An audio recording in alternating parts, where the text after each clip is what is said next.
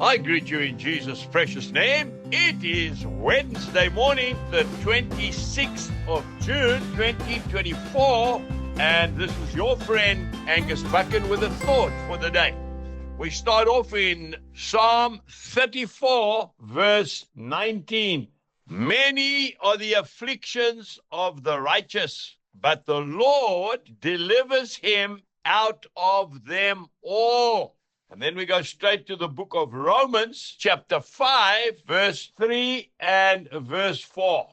And not only that, but we also glory in tribulations, knowing that tribulation produces perseverance, and perseverance, character, and character, hope. Are you going through a rough time at the moment? Are you feeling like, Lord, I just can't go on anymore? Well, then this message is for you. I want to tell you about 3 people that have impacted my life more than most.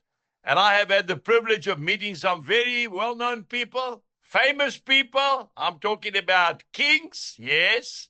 I'm talking about presidents, oh yes. But I want to tell you, these 3 people have impacted my life more than any famous sportsman, etc. The first one is an old lady who's gone to be with Jesus. Her name was Auntie Peggy.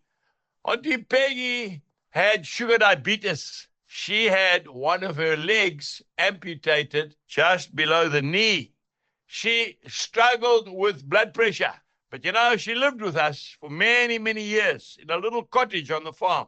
And I want to tell you, whenever I needed some compassionate love and a good listening ear, I didn't go to some specialist or some supernatural theologian. I went to Auntie Peggy. I sat down and we had a cup of tea together. And she listened to my problems, my fears, my inadequacies, the pressure I was under. And she just smiled and she just oozed with compassion. You know, by the time I'd had a cup of tea with Auntie Peggy, I walked out that little cottage and I felt I could take on the whole world. The second person is a gentleman who lives in England. He went to Africa. He took care of handicapped children. He poured himself out on behalf of those who couldn't pay him a cent. He contracted malaria. He lost his sight. But I tell you what, I've yet to meet a man who's got more insight than David. He is a gentleman. He is a giant of the faith. And the third person is a man who has been extremely successful in business. I phoned him the other day. I said, Martin, you need to write your story. And the man said, what story? I said, Martin, you have a story to tell. Probably one of the most humble men I have ever met. I trust that he will write his story before he goes home to meet with Jesus. Today, do not be scared. Do not be afraid of being pruned hard. When you get pruned, you produce quality fruit. Jesus bless you and goodbye.